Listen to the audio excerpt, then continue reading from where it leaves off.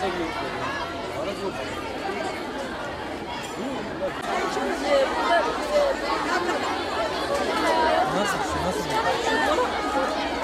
Bazen aldın mı?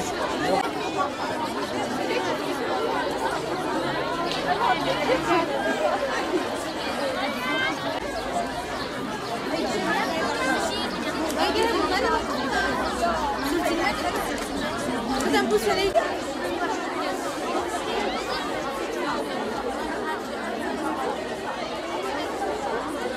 olur. Yani Mars mitos. Hayvan hücrelerinde bulunur. Bazı hücrelerinde bulunmaz çıkıyor.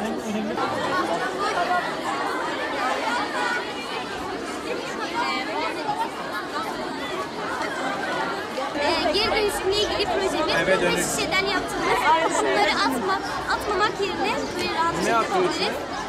Bu da 2,5 elma şişesinin gövdesiyle hazırladığımız hediyemiz su. Bu da mısır patlatma makinemiz. Şuradan mumu yakıyoruz.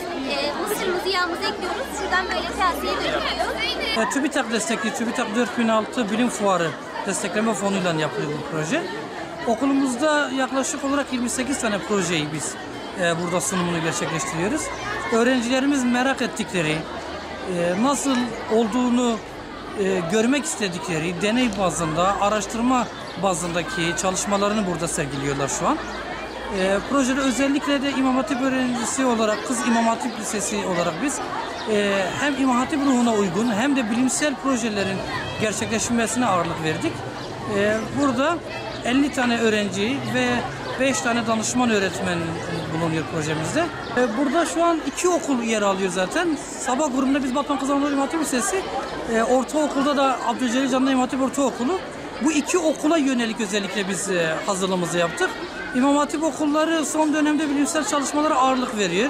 İmam Hatip liseleri gittikçe öğrenciler sadece İslami ilimler değil, bilimsel çalışmaların da değerini, bilimsel çalışmalarda da ileride olmanın önemini kavratmak ve onların da topluma da bunun yayılmasını sağlamak amacıyla yapılıyor. Bundan dolayı özellikle öğrencilerimiz kendi ailelerini, özellikle de İslami muhafazakar kesimin projelerde yer almasını istiyoruz. Biz gelip özellikle de bilimsel kısımlarda ilahiyat veya İmam Hatip neslinin neler ortaya çıkarabileceğini burada göstermekte bir amaç olarak bulunuyor.